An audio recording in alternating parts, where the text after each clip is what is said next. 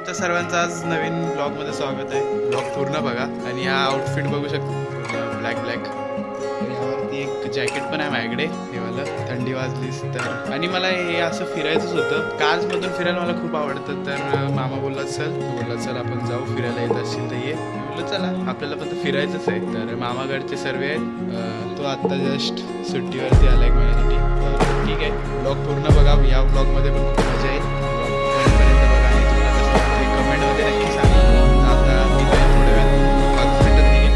आता तुम्हाला ब्लॉगमध्ये पूर्ण पुढे दाखवेन की नाही पुढे जातं कसं जातं. मजा येईल. खूप भारी होईल. नवीन एक्सपिरियन्स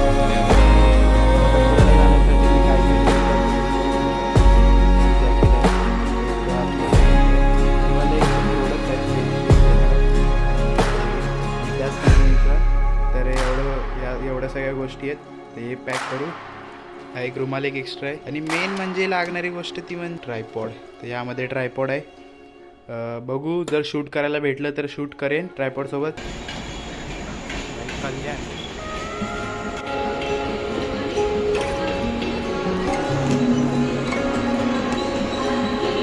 तर आपण घनसोली स्टेशनला आता उतरलोय.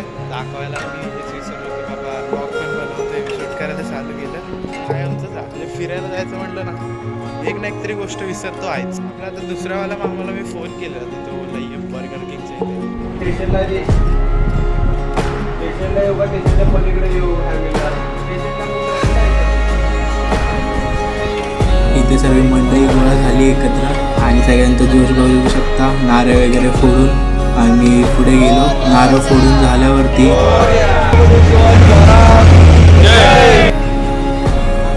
ही बघा आमची ट्रॅव्हलर. भारी लाइटिंग केली. भावाची गाडी पण नवीनच होती आणि सगळ्यांना व्हिडिओमध्ये यायचं होतं त्यामुळे त्यांचा जोश बघा तुम्ही.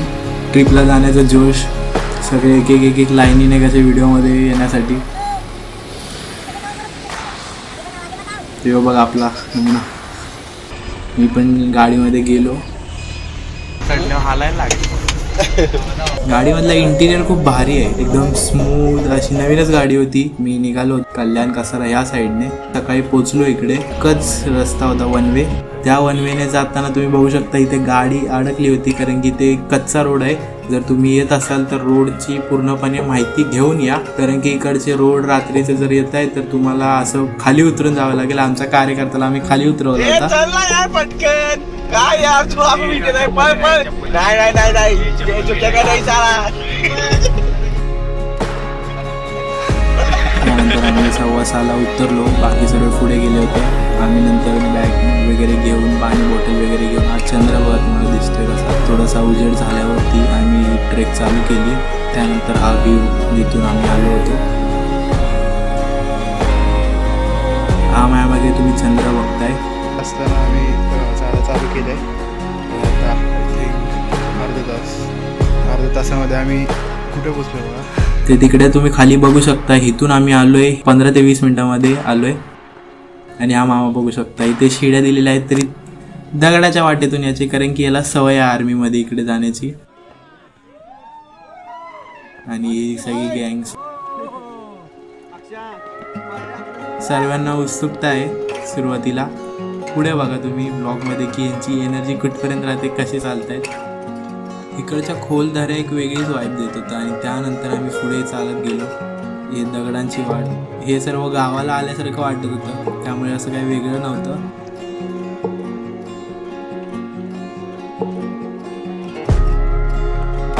दीपक मामा काय बोलतोय बघूया आपण त्याच्यावर. असं वाटतंय चालून एक नंबर वाटतंय. अजून घर भरपूर लांब आहे. ते कार्यक्रम चालू आहेत पण जोश आमच्याकडे भरपूर आहे. ते कार्यकर्ते काय करतात ते ठर झालंय तर त्यांना आपण घेऊन चाललोय त्यामुळे काही टेन्शन नाही. आमचा हा गड झाला की आपण कौशुबाई चढायचं. आम्ही एका दिवसात 2 गड करतो. आमचं आजचं टार्गेट आहे ते त्याने करणार.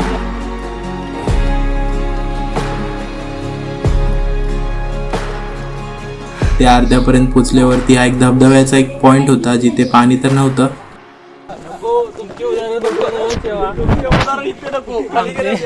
आम्हाला भरपूर ज्ञान झालेलं आहे. ते आता मोबाईल मेमरी हँग व्हायला लागले. तुमचं ज्ञान येऊन आता डिलीट करू द्या सगळं. मग काय ही आपली गँग बघू शकता तुम्ही. गँगमध्ये जोश तर एकदम पूर्णपणे भरलेला होता. सुरुवात असल्यामुळे आणि सकाळ असल्यामुळे एवढं काही वाटलं नाही.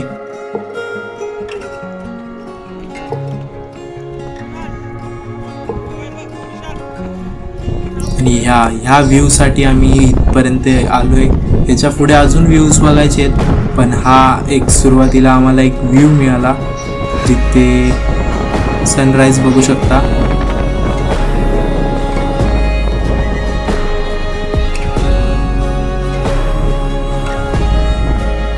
आणि आमची गँग पुढे ही पूर्ण जेवढी बघताय तेवढी आमची गँगच होती. किमान 20 जण तरी आम्ही होतो, 20 या त्यापेक्षा जास्त.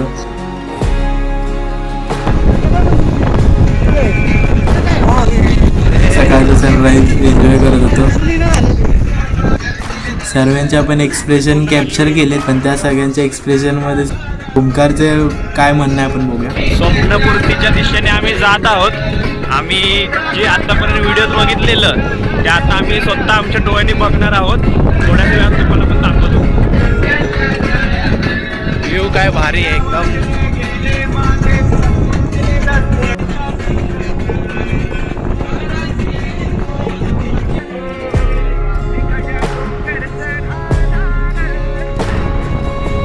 गडावरती आलोय आणि महाराजांची घोषणा नाही किंवा महाराजांचं नाव नाही असं होणारच नाही.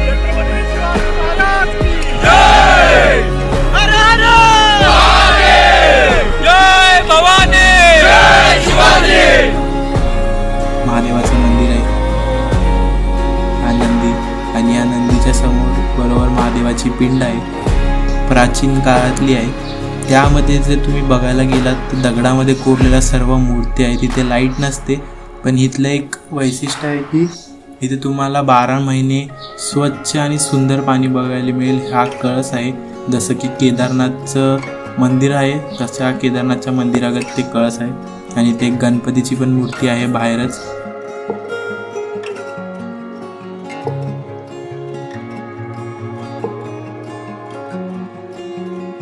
जे की त्याच्याबरोबर खालीच आहे. याच्यामध्ये साधारणतः हर वेळी पाणी असतं, पण आत्ता माहिती नाही पाणी आटलं होतं, त्यामधलं थोडंसं पाणी होतं. आणि ही मूर्ती बघू शकता तुम्ही, ही पिंड बघू शकता.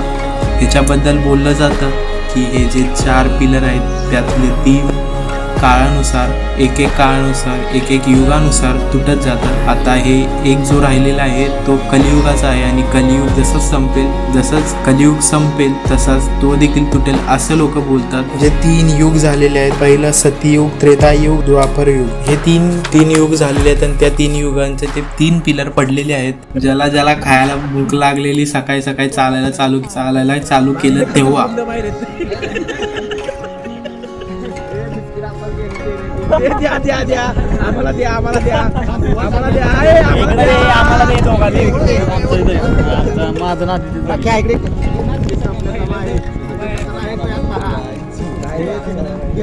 मस्तपैकी आता खालून फिरून आलो.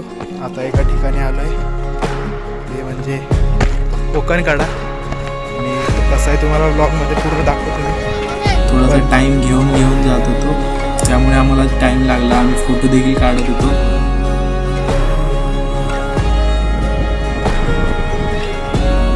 महाराजांचा तुम्ही झेंडा देखील बघू शकता, किती भारी दिसतोय. इथला व्ह्यू बघायच्या आधी मी त्याबद्दल देखील सांगेल तुम्हाला कोकण कड्याचे वैशिष्ट्य. ते बघू शकता.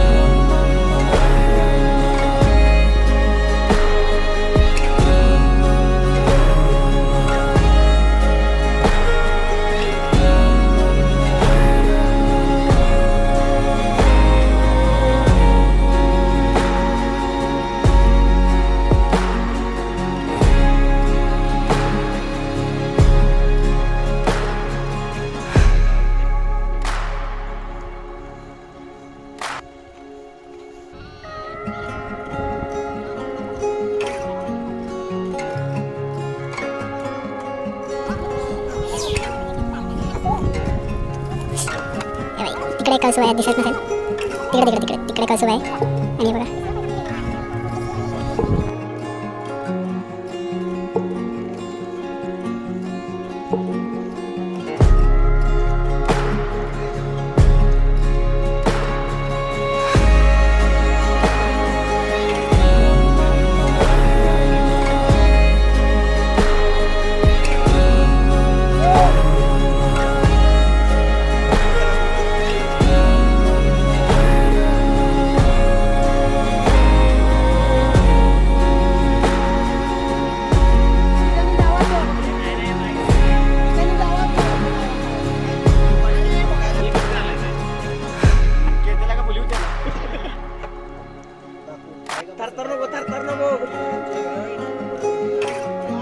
पोझिंगच्या मागे गाईड करणारे त्यांचे शिष्य कोच, त्यांचे कोच बघा तुम्ही.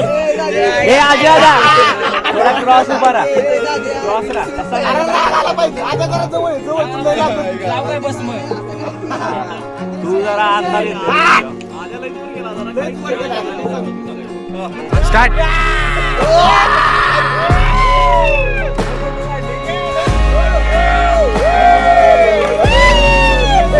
बॅक आता बॅक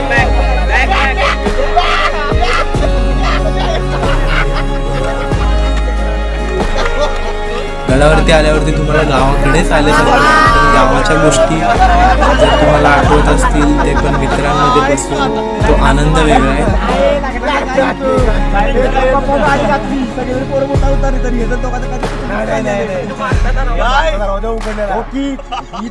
आणि बाकी गेली आणि ह्या दोघांना काही चालेल त्या पक्क्यात थांबली होता तो केव्हा अकरा म्हणून चला दिला धडकाटी आई जाऊन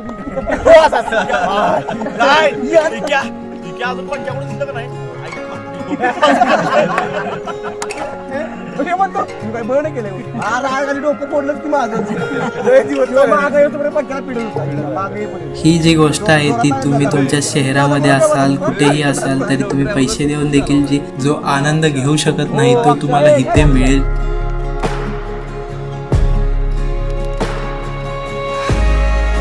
कोकणकड्यावरून निघालो तारामती शिखराकडे जायला. तर तिकडे जाण्यासाठी आम्हाला थोडी टाईमची लिमिट होती, म्हणजे आम्हाला लवकर जाऊन परत आम्हाला दुसरीकडे देखील जायचं होतं. तर आम्ही पटापट एका छोट्याशा मधल्या वाटेतून जायचा निर्णय घेतला आणि तो मधली वाट तुम्हाला दाखवतो मी. पुढे बघा ती वाट कशी आहे. इथे जर आम्ही पावसाळ्यात आलो असतो तर आम्हाला खूप टाईम देखील लागला असता आणि अजून कठीण देखील झालं असतं, कारण की इथे घसरतं, खूप घसरतं. काय काय ठिकाणी जरा अवघड चढण देखील होतं.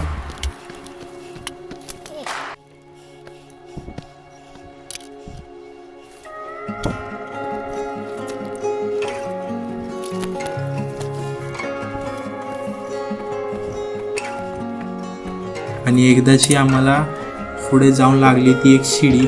या शिड्या ह्यासाठी बनवलेल्या आहेत की काही ठिकाणी ना थोडेसे अवघड चढण आहेत, तिथे तुम्हाला शिड्यांचा वापर करणंच गरजेचं आहे, नाही तर तिथे चढायला तुम्हाला वरती जाता येणार नाही. तिथून तुम्ही बघू शकता की इथे कोकणकडं तुम्ही बघू शकता एक नीटपणे. तिथून आम्ही स्टार्ट केलं आत्ता यायला, इथून यायला आम्ही स्टार्ट केलं आहे आणि आम्हाला जायचं आहे दुसरीकडे. हा कोकणकडा जो ह्या बाजूने दिसतोय, आम्हाला तारामती शिखरावरती जायचं आहे.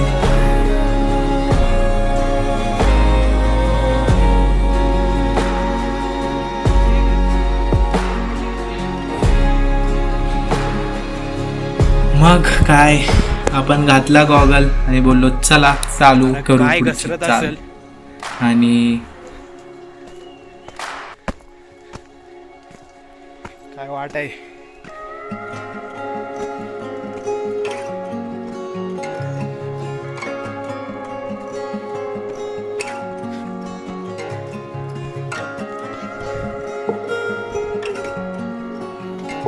हे माळशेज घाट आहे या साईडला पुढे, आणि इकडून तुम्ही व्ह्यू बघू शकता. तो व्ह्यू ते बघलो तिथे 5 मिनटं आम्ही थांबलो आणि त्यानंतर आम्ही डायरेक्ट गेलो ते म्हणजे तारामती शिखर.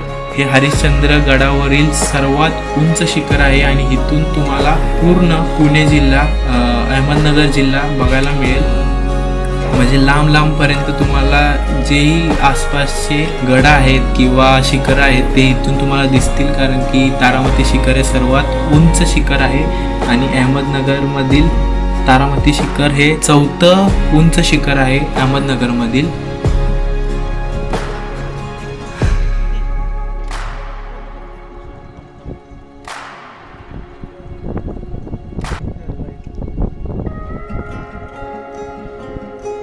गडावर उतरून आम्ही एका छोट्याशा वाटेतून येत होतो, जे की इथे पावसाळ्यामध्ये जर आलो असतो तर इथून नक्कीच ही जी वाट होती ही पाण्याची वाट होती. इथून आम्ही उतरलोय, जसं की धबधबे वगैरे असतात त्या वाटेतून आम्ही खाली उतरलोय, कारण की आम्हाला लवकरात लवकर खाली पोचायचं होतं.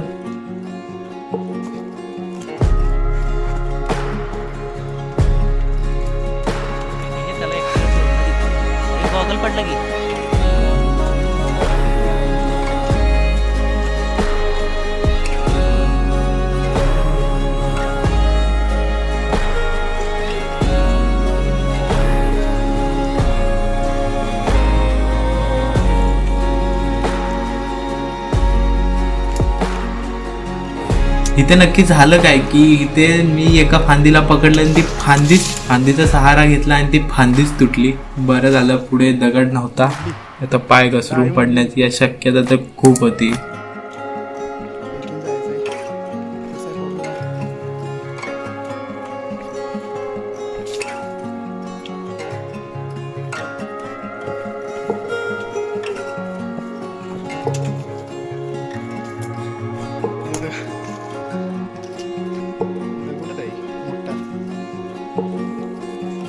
शूट करायला पाहिजे.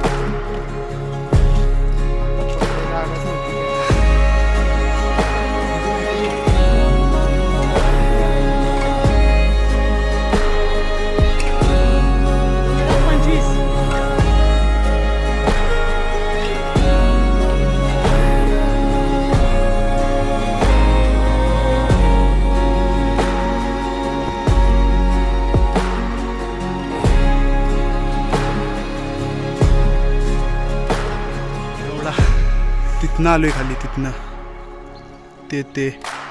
तिथनं इकडून डायरेक्ट आता इथं असं या डोंगरातनं इकडून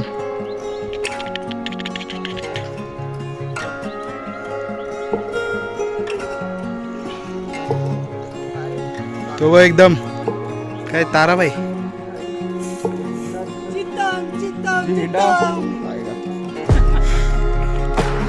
ओंकार भाई काय बोलते तू?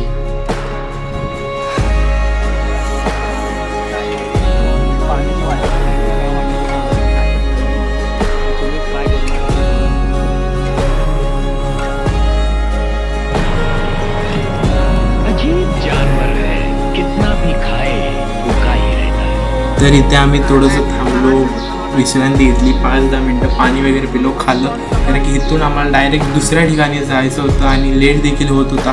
त्यामुळे आम्हाला न टाईम वेस्ट करता, न टाईमपास करता आम्हाला निघायचं होतं. आणि हा आमचा तुम्ही कार्यकर्ता बघू शकता, त्याला आंघोळ करण्याची खूप घाई झाली, त्यामुळे तिथल्याच पाण्यामध्ये त्याने टाकली उडी. आणि त्यानंतर त्या शिखरावरून आम्ही तिथून जसं तुम्हाला सकाळी दाखवलं तसं आम्ही तिथून उतरलो. आणि ह्याबरोबर त्या धबधब्याच्या समोरची वाट, जर पावसाळा असता इथे तर नक्कीच इथे धबधबा असता आणि ती धबधब्याचीच वाट होती. तिथे ती खोल दरी ते सर्व समजत होतं आणि तिथून आम्ही त्या दरीतून त्या वाटेने खाली उतरून बघू शकता हे पाचनाई गाव आहे. त्या पाचनाई गावातून तुम्हाला कसं दिसतं ते बघा. तर त्यानंतर आम्ही लगेच, मला शूट करता आलं नाही, आम्ही आता पोचलो आहे त्र्यंबकेश्वरच्या दर्शनाला, जे की नाशिकमध्ये आहे. त्र्यंबकेश्वर मंदिरात आम्ही निघालोय, जिथून शॉर्टकट मिळतोय तिथून आम्ही जाण्याचा प्रयत्न करत होतो, पण सर्व नाही, आम्ही 5 जणच गेलो. पण इथे आम्ही दिवसभर फिरल्यामुळे ते आम्हाला स्वतःहून पाय धुण्याची, तिथे म्हणजे खाली सर्व असं पाणी होतं, त्यामुळे आम्हाला पूर्णपणे पाय धुण्याची सोय झाली असं म्हणावं लागेल. सर्व बॅरिगेड्समध्ये बघितलं तर लाईन कमी होती, त्यामुळे आम्हाला शॉर्टकट मारायचा होता. आता चाललोय त्र्यंबकेश्वरच्या दर्शनाला. बघू शकता हे बघा आमचे कार्यकर्ते. हाय. खूप प्रयत्नानंतर आम्हाला एक दर्शनवारी भेटलेली आहे तर आम्ही आता निघालो दर्शनासाठी. आम्हाला पास भेटत नव्हता आणि पास खूप मेहनत केली आम्ही. पास भेटला पण डाउनलोड होत नव्हता. मग केतनचं वॉसपॉट घेऊन आम्ही डाउनलोड केला. आम्हाला सक्सेस झालंय. पाहूया मंदिरात. जेव्हा तुमच्याकडे टाइम कमी असतं आणि तुम्हाला जास्त रस्ता गाठायचा असतो तेव्हा काय करायचं, चला मी तुम्हाला दाखवतो मग काय करू शकतो. तेव्हा काय करायचं तर तुम्हाला त्यासाठी एक ट्रिक दाखवतो.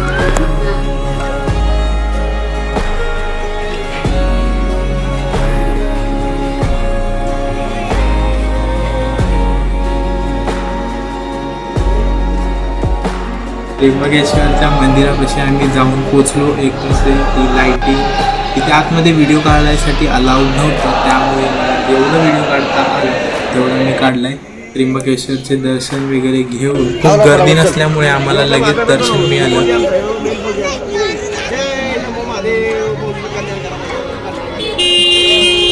या बारक्या अशा पोराने तुम्ही बघू शकता त्याची कला सादर करत सर्वांना टिक्का लावला, जो की महादेवाच्या चरणी. अरे काय बोलतो, सर्वांनी आम्ही टिक्का लावून घेतला इथून. त्याला नक्की काय बोलतात ते. याने बदल्यामध्ये फक्त एकच गोष्ट मागितली की तुम्ही जेवढे द्याल तेवढे मी पैसे देईन. आणि त्या पोराच्या चेहऱ्यावरचा आनंद तेवढा नव्हता जेवढा त्याच्या बाजूच्या मित्रांचा होता.